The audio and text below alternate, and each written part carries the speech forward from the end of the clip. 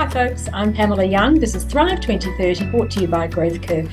And my guest today is Esther Colwill, who is the head of the Asia Pacific region for Korn Ferry. And her other interest is she's also the global technology head for that industry sector, which is really interesting because I really want to talk about what's happening in the tech sector. So welcome, Esther. Thank you so much for joining us today. Thank you, Pamela. Good to be here. Yeah, it's really great to see you. Now, you're in Jakarta today, in Indonesia. Yeah, that's right. This That's is your right. location. Yeah, that's home for me. Home for you, and you have 14 countries across the Asia Pacific region that you're responsible for. So what I'd like to do today is get your view as a senior executive at Korn Ferry, which is a global organization consulting firm, and that also specializes in board and senior exec support and placement. So those are the people that I'm interviewing, which is, that is the audience, and they are the people that you work with on a day-to-day basis. So really looking forward to getting your insights about what you've seen over the last 2 years. So could we start there, which is the trends of the last 2 years through the pandemic, which most people feel like they've got through, but there are so many other things happening in the world right now that we're all having to face new challenges. So can we just start with the trends and where people are sitting at now as leaders of industries, having come through this very disruptive period? Yes, absolutely. I think the trend has been, of course, the acceleration of digital. I think that everybody would agree with that has, been something that has been around for 15 years. The technology has been there. Everybody has developed it. And then all of a sudden, everybody had to adopt it. And everybody had to do some of these things that they already could do, but cultures and ways of working and knowledge didn't allow them to do. So I think what is interesting is suddenly we've learned how quickly we can change en masse when we need to. Yes. So I think that has been one of the most interesting changes for me, as a leader in kind of the work we do in the tech industry. Yeah. Of course, from a leadership perspective in the business, I can't imagine many more challenging times in the last 2 years. But of course, again, as you say, the world in front of us is equally changing. The concept of VUCA, the volatile, uncertain, ambiguous world, I think stays with us and with leaders probably forever now. What would you say are the top, say, 2 or 3 things that leaders have adjusted to from an organizational point of view, from a cultural point of view? What do you think are the big changes that are kind of complete as a result of the pandemic? One of those, I think, is a bit of this misnomer that what we would call like management by walking around, right? Management by walking around the office was always effective. And I think we know now that it wasn't always effective. There were pluses and minuses to it, and there's a real human connection. But I think what a lot of leaders have learned through this combination of using Zoom and having some in-person time is that the art of scheduling catch-up calls means they had to be more deliberate with who they were talking with and what they were talking about, and sometimes getting into deeper conversations quicker than just the management by walking around the office. Yeah. So I think it's just an example of some of the interesting skills that leaders have adjusted to and had to learn. What skills have you observed them learning, which have helped them pivot from being a stand-up leader on a stage to a leader through a screen? I mean, how do you make that? How they learn that? Well, I think one is they've realized that when you're on Zoom, if you're like this and you're a full screen on somebody's laptop, actually people can see you in a way that's a lot more intimate than when you're way away at the bottom of the corner of the stage. They can see every expression. They can see everything that's going on. And actually, I think leaders realized they were a bit more vulnerable and had to be a bit more vulnerable. And I think there was something about sometimes being in their homes and being comfortable and having the dog walking in the background or having the kid interrupt, which released a certain kind of humanity, I think, in a lot of leaders who may have felt the need to be very formal. And I think that's a nice thing. I think people have felt a bit vulnerable, don't you, at the start? Oh, yes. Of that point that you say, you know, it used to be shirt and tie and blazer and a formal presentation, well-rehearsed presentation. Yes. And all of a sudden, you're at home in your more casual gear and you are being more vulnerable. So I wonder, you know, how do people overcome that? Feel having to get into their skin more quickly on a scale of sort of, you know, 1 to 10. Do you think 80%, 90%, or 100% of executives have managed to achieve that? I think many have. I really do. I think, I'd say probably kind of 80% of leaders have adapted well. It's funny, there are still some that even today now offices are opened, insist on kind of going back to an office, and they're the only person sitting in an empty office. That's right. On their Zoom all day. Now, I think it's okay. Look, if it's good to go to an office and sit and be out of the workspace, that's fine. To me, it sometimes feels a bit more lonely. I think, you know, I only ever want to go to the office when I'm actually there to specifically engage with people, not to be there and get back on a Zoom call. What are boards asking for that's different today in terms of skill sets of chief executives? What are they looking for in their leaders now, which is different from 2 years ago? Yes, I think there's a couple of things that have always been there, but their focus has really accelerated. I think it is expected that CEOs are digitally savvy. They don't need to know how to code, you know, they do need to know what technology can do for them, what analytics can do for helping them understand their customer base and the needs of their future customer base. They do need to know that to be able to innovate, they need to allow a culture of failure sometimes, of testing and learning and failing. And so I think that digital knowledge is very consistently something we see when boards are asking us to look for a new CEO. And that's interesting. That's interesting because a lot of the more traditional pathway into CEO was through the finance field or operations, head of, you know, big division. Maybe in the future we're going to see chief executives coming out of a tech field or an HR, you know, organizational aspect because of the deep cultural factors.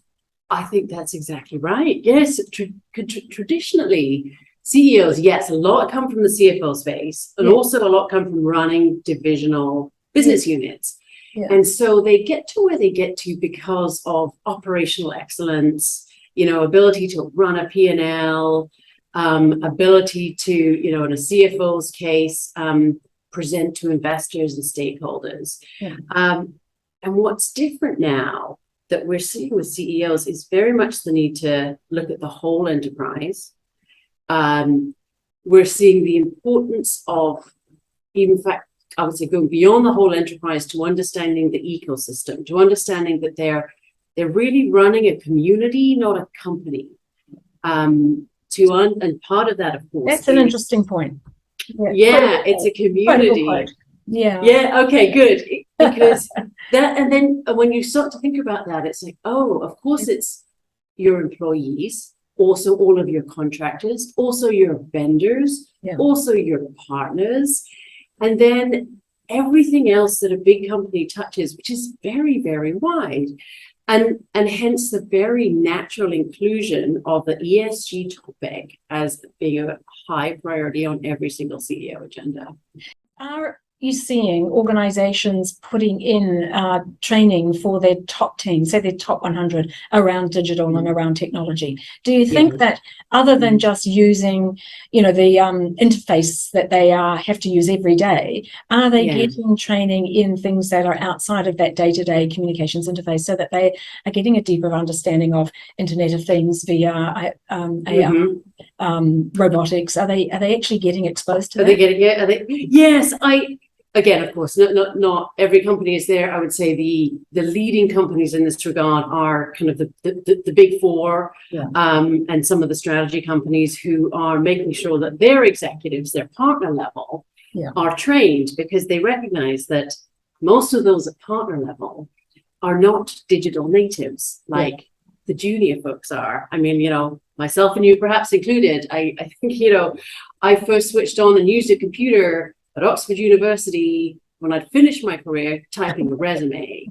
So no, I am definitely not of the digital generation, but the constant learning that is required to be able to kind of lead either, if you're an executive in the tech industry or you're part of the tech transformation for any other industry, is so important at the executive level. It's also important at the board level, because many of those also are not digital natives or have not learned those skills. Yes. We see in our executive search business that the call for executives who have experience working at some of the digital native companies is very, very strong, just because of the kinds of cultures that those companies have.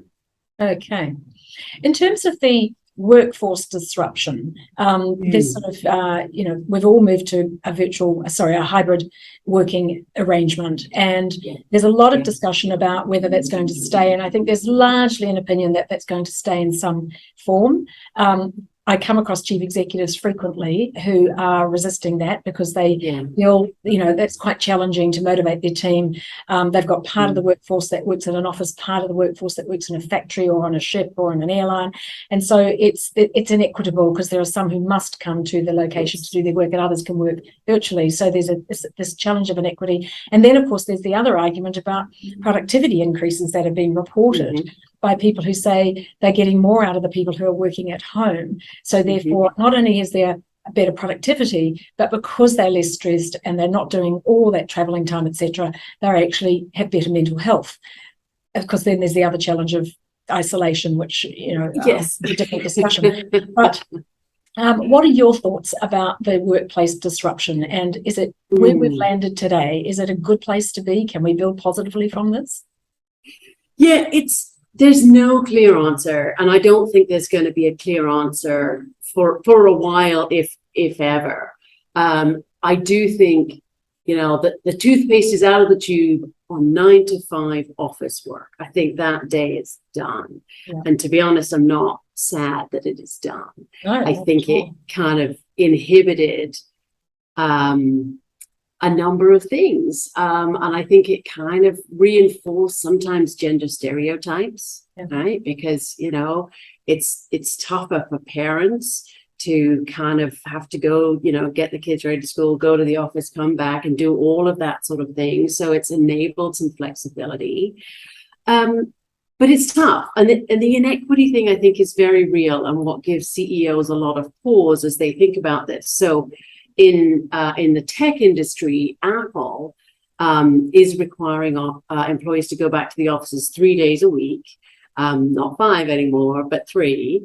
And part of it is because so many of the software engineers work in agile methodology, which really is hard without being in person. And therefore, it's tough if they have a different benefit, right? Because really the flexibility is a benefit than others. So no easy answer, but I think for any CEOs who are wanting to require people to come in, they should really think hard about what outcome they're trying to drive, because for sure it's not going to be productivity. That's very clear. In our own business, across talent acquisition, whether it's, a CEO search or, hundreds of people kind of setting up, a finance organization or something, the speed that we can recruit, find, have interviews, get a person on board is at least 50%, if not more, quicker than it was before COVID. Right. So on the, you've touched on culture a few times, and we all know that culture is very responsive to change, and we all know that that leaders set the pace with culture, as well as other things that are going on in the organization. The pivots impact the culture, the disruption impacts the culture, the working from home impacts the culture. Why is that? Because culture is based on assumptions, and once upon a time we had an assumption that we would work in the office 9 to 5, and the boss would stand up on a stage and at some point give us some leadership direction. Those assumptions are gone. So we have to look at our our cultural iceberg and say, well, if those assumptions have changed, how does that change the beliefs and values and attitudes and behaviours that follow? So do you see chief executives working on this? Are they actively investigating the impact on their culture and what that means going forward? Yes, they are. And they'll often say it's kind of, they worry about employee stickiness. Is this employee feeling connected to the organization? Are they feeling connected to the purpose without that human connection that they would also get by working with people at the office? And that's a very real worry. And, I think, there's decades of research that says that company cultures that are closely aligned with a purpose that is clearly communicated perform better. So they're right to worry about culture. Yes. And CEOs are in a unique position to influence, adapt, and change culture by the choices they make, particularly the leaders that they pull underneath them and the scope of control that they give those leaders. I think one of the most positive impacts on culture is actually usually around the topic of diversity. So when you have a diverse leadership team, in all aspects of the definition of diversity, we find that cultures tend to be more fluid, they tend to be more open, they tend to be better at listening to employees and adjusting, and they tend to perform better. And for me, for both culture and diversity, the buck stops at the CEO. So, these days, the CEO has to be chief culture officer and chief diversity officer. Absolutely. So what are you seeing that chief executives are actively doing? What actions are they putting in place to the changes that have occurred? Yeah, a lot of them are investing heavily in leadership development for their direct reports and sometimes the kind of the level underneath, but then also what they're doing is investing in high performers through the organization to help kind of pull them up through the careers more quickly. And so that is where they're really looking and investing, where before we often talked about it, but haven't really done it. And now we're seeing a big push for CEOs to really pay attention and invest in people development. Yes. Last question on this area, which is a couple of people have mentioned to me the downside of hybrid working or working from home throughout COVID. Obviously, is with new hires, they don't get that sense of the organisation. They don't come into the office. They didn't meet anybody, and it might have been 6 months before they actually got to meet their colleagues face to face. The downside of that, particularly with younger hires, is that they are missing that learning through observation, being able to go with their senior manager or leader or partner to client meetings, to sales meetings, or just sit around and watch the way people interact. So picking up on that interaction and those elements of behaviours, which are so important that you can only learn by being there. Do you think that after 2 years, this has become a major detrimental issue that we need to address, or is the hybrid situation coming back a few days a week enough to resolve that? I think, look, it's an issue, and I think it's also hard for a younger generation or those coming out of university because they don't live in a place where that has a home office, right? So they're often trying to work in environments that are not very helpful. Yes. So I think for them, actually, it's really nice to have the opportunity to go to an office, but then it's kind of depressing if you go to an office and nobody else is there. Yeah. So it's a balance. Look, I think often junior folks don't get the opportunity to interact in person, particularly in like a sales environment, right? Until a leader is comfortable, they're not going to take a junior person and introduce them to a client. Sometimes on a Zoom call, actually, it's easier for them to attend and listen and observe. So there are ways that this model can still work. Like anything, it just it requires creativity. It relies on deliberate thought, and of course, there has to be some human interaction. It Yeah. can't just be all remote. No. I think that's really Sure. hard for them to learn. Yeah. Esther, last year I interviewed Girish Ramachandran, who was the Asia Pacific head for Tata Consulting Services. One of the things that he said that has stuck with me, and I've been pondering on and asked a few people about in these subsequent interviews, is that that firm's prediction is that by 2030, we're going to be short 500,000 people in terms of the people that we can access with technology skills. Now, given the way the world is going and the pace of change, which is used to be every 13 months, it's probably every 6 months by now in terms of the doubling of our knowledge. If the pace continues and we are adopting more technologies to improve efficiency and productivity and address some of these global challenges, how are organizations like yours equipping your clients and customers with what they need to get these skills on board? What is your advice to industry, to universities, to training organizations? I mean, hadn't we better quickly get on? Yes, we better get on this one. And even before the pandemic, all the signs were there. Like some of our research from, I think, that 2018, well before, when you projected out to 2025 and 2030, and there's a major gap in technical resources, and that means that has a major impact on the economy, trillions of dollars worth of kind of value unrealized. The only potential exception actually is India, which may well have a surplus of technical talent, and lo and behold, look at their growth rate. That, aren't they? Well, some of it, yes, but there's look at their incredible growth rate as well. So, So what are we doing? Yeah, many have realized they need to train from within, and you can't just rely on universities. Of course, universities are adjusting and adapting, and educational institutions are playing their part. It's not enough, though, because once somebody's been in the workforce for a few years, they've got to keep relearning. You can't just have a job anymore. Right. You've got to keep relearning. So learning and curriculums and the curation of knowledge is becoming one of the most important functions within HR and for any business to do. One of the things that was just crossing my mind as you were talking is for the last decade or two, there's quite a lot of emphasis on getting women into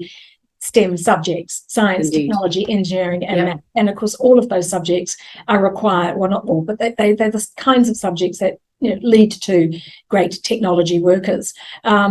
A number of organizations have invested very heavily in supporting STEM development and women into these roles. I'm wondering whether the whole COVID thing, which has pushed us all to work more by technology, has pushed us all to learn new skills and get more comfortable with platforms that we've never heard of before. I'm thinking maybe that will help with the whole STEM challenge, because women and men have had to make this change equally. So maybe women would be more ready to take up this technology challenge, do you think? I think so. Yeah, there's some fabulous organizations like Girls Who Code, right, that kind of really help women, and young girls from 15 or so start to learn these skills so that they're ready. And in fact, most early entrants to the job market are very evenly based from a gender perspective in technology. It's a great change, I think, that we've seen over the last 10 years. I would say that here in the Asia Pacific marketplace, that's not yet there. In a few countries it's there, but it's certainly not universal. And of course, we still have a long way. Would you say it's advancing? It's advancing in China. It's advancing in Singapore. It's advancing in India.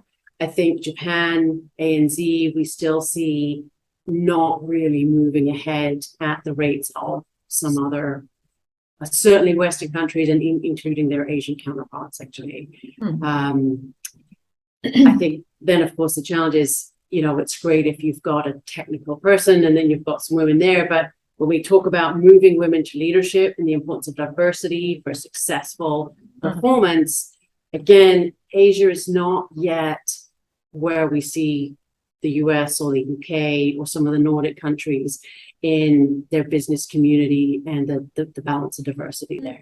Can we just turn our minds to the environmental challenges? Climate change, sustainability. These are yet again another set of responsibilities that have landed on chief executives over the last decade or two, and increasingly the weight of those is getting heavier and heavier as we get closer to the dates of the deadline.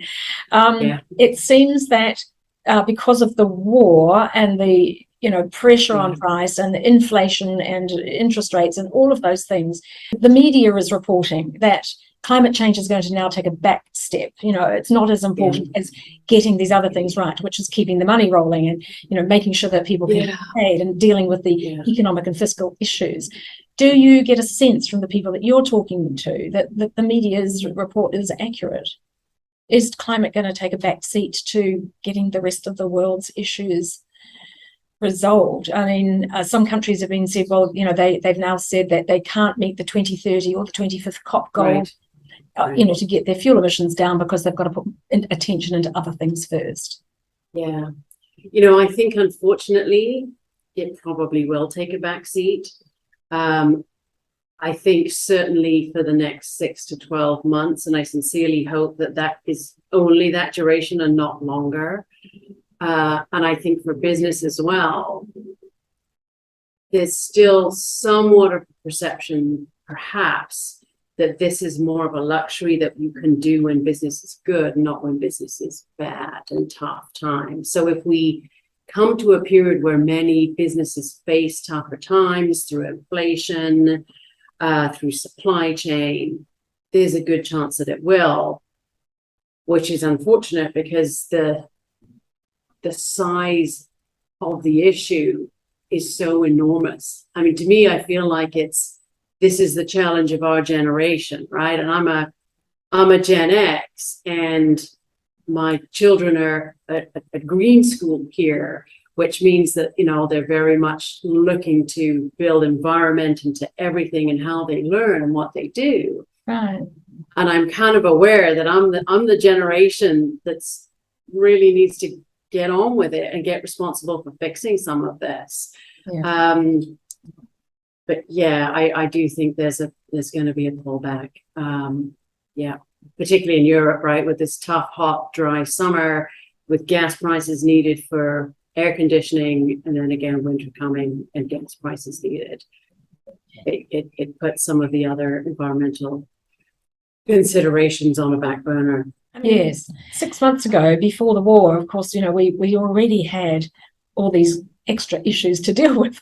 We sure did, pandemic, digitisation, hybrid working, and of course now the last 6 months we've also got not just the war but the impact of it with regard to fuel prices and food prices and other challenges putting inflationary pressures on economies.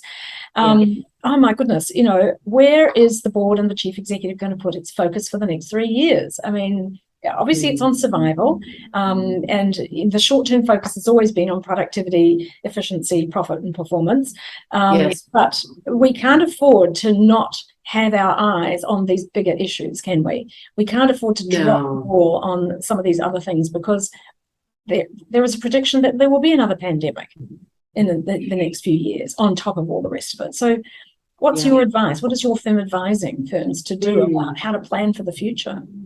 Our advice is really to keep a focus on the North Star, which is the longer term and the purpose and the vision of the organization. Because the purpose and the vision of organization is always going to be grounded in whatever it is that they do, doing it well to meet a certain customer or market need.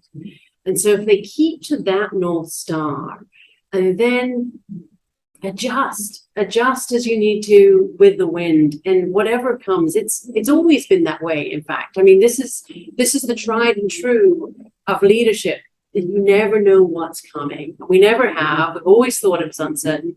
There's always this idea that, well, when things get back to normal, and that's never it's never true that that's never happened. There's never been a get back to normal. I don't think any of us know what that is anymore. So I think it's holding to the North Star and keeping reminded and keeping the team and the employees reminded. And then adjusting within that, and then making sure that their leaders keep developing that, the ability for them to learn and have a safe place for self-awareness and be better leaders. It's kind of the best you can do, right? Yes, exactly.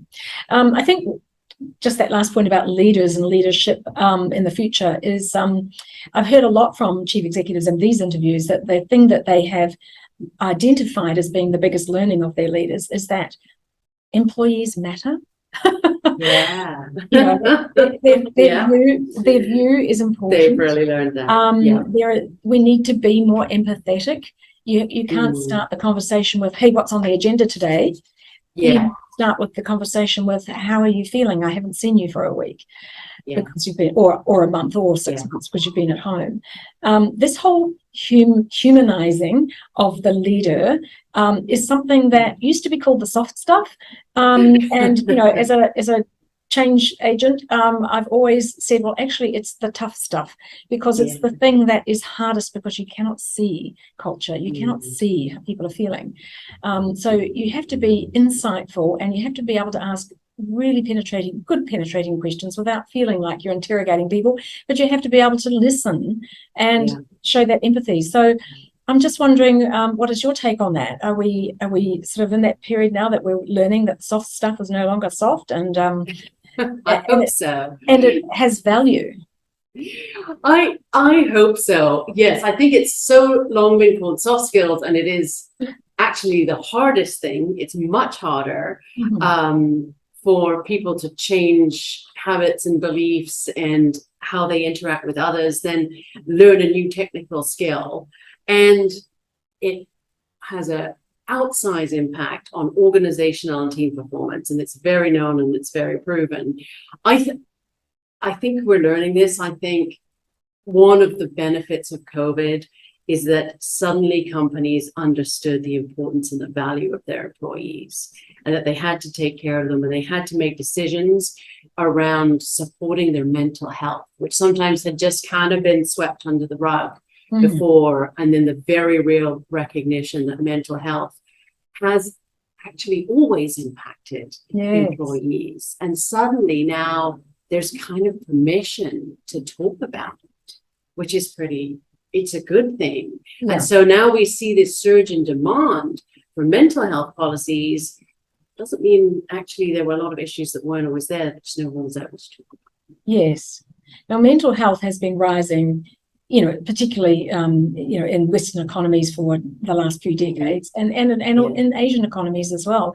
I'm very aware of, cities that have struggled with youth suicide and other, traumas. The situation in organisations throughout COVID has been very evident. You can't get an appointment with a psychologist for 9 or 12 months because there aren't enough on the planet. So what tools and sort of initiatives are companies taking to bring in mental health skills and capabilities into that top team and the leadership team, and indeed right across employees? I mean, everyone needs to have a set of skills to be able to self-analyze, know when to ask for help, know when to step back. We've got to get better at that, don't you think? We do. And, you from a kind of HR policy perspective, it's definitely about, having known communicated policies around, okay, here's your support, here's who you call, here's the financial assistance that you'll get for kind of mental wellness needs. And there's other things that are more just about wellness, right? And goodness, whether it's employees doing exercise classes and doing things for their kind of physical health, wrapped into that actually is often some community work, because it's work that helps both the team feel like they're coming together to do something purposeful. And, that helps them feel engaged and connected. Yes. It is also incumbent upon any people manager to understand and learn to look for signs and know how to ask in a careful, thoughtful way about how people are doing and if they're all right. Just before you go, would you share with us what Korn Ferry's core strategies are for building its own capability to get to 2030 successfully? Yeah, the challenge in front of us is attracting, engaging, retaining people. Just like every other business out there. So we're doing a lot of things across the world. I would say the two that stand out are how we're training and engaging our leadership, our kind of partner ranks, and really working on continually refreshing their skills. We focus a lot on self-awareness. We know that self-awareness, if it's low, it is, there's you can be too smart for your own good. If your self-awareness is low and your IQ is high, actually performance is not going to be outstanding. If your self-awareness is high and either your IQ or it's high or medium, actually you have got a much better shot of performing well. So the better self-aware all our leaders are, the better for all of us. Yeah. So we work a lot on that. We also have a program around high performers from the very junior ranks all the way up that we want to pull through the organization, and many of them are of diverse characteristics, so that we know that in 5 or 10 years we're really going to have a leadership team that is diverse across the ranks. We're already very, very gender diverse, but we want to make sure that we're bringing as many different ideas as possible. Sounds good. Excellent. The very last question that I ask everyone is this. Yeah.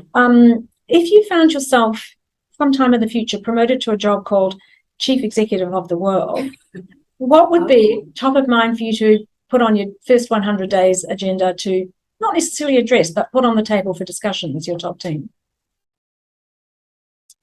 I would immediately put the environment on the list.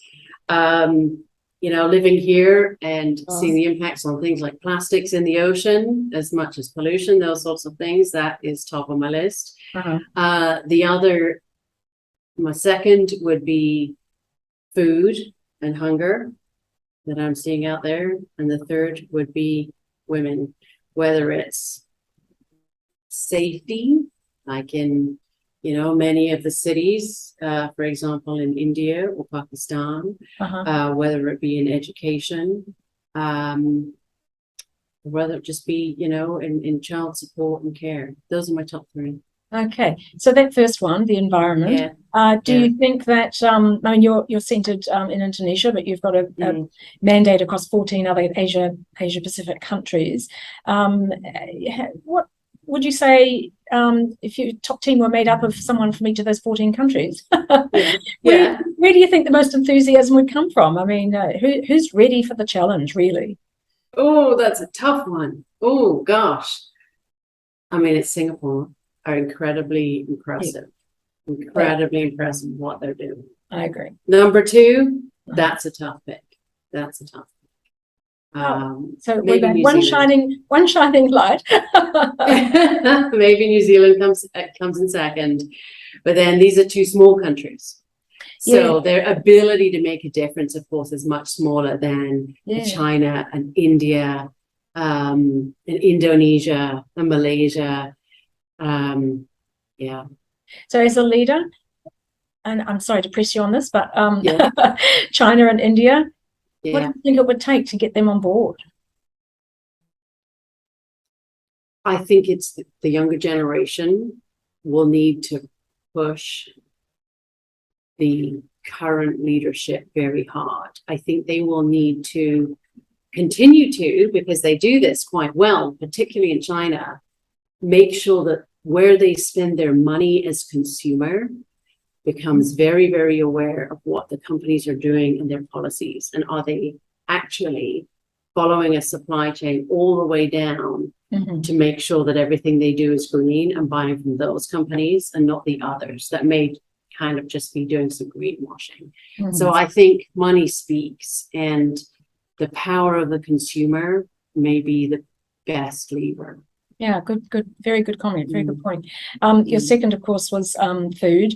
Mm. You know, those of us who live in, you know, privileged countries, who have had privileged lives relative to those in underdeveloped nations, don't really understand, do we? We haven't got the lived experience. So that's going to be a bit of a challenge, but I admire you for putting that on the top of I grew up in East Africa. So although it wasn't something I experienced, it was certainly something I saw day to day through my growing years. So you've got some first-hand knowledge of that. And then, of course, the issue for women, it's on the papers, you know, the situation that you mentioned about safety and education, you know, we can read about that in daily newspapers. And I think it's forefront for a lot of us. And, you know, the people who champion women's equality around the world are endlessly, you know, battling, you know, front on, aren't they? And you have to say, you know, thank you to everyone who is working at that, both men and women, because, you know, once they get on the bandwagon, it's relentless and it's exhausting because, you know, it's 3 steps forward and 2 back, isn't it? It's just so you've got to keep up with it. So, hey, Esther, look, it's been really delightful having you on the program, and I've really enjoyed this conversation because it's been great to be able to focus in on organizations, leadership and culture, because those are the things that are going to make the difference going forward, even more so than the technology, I think. Would you agree? I think so. Yeah, absolutely. I think it's the people are the silver bullet of change, not the tank. Yes. Oh, look, thanks so much. I know you've got a huge agenda. We better not hold you up any longer. So Esther from Korn Ferry, Asia Pacific region, Esther Colwill, thank you so much for joining us, and I hope to see you soon. All the best. Thanks, Pam. Bye. You're welcome.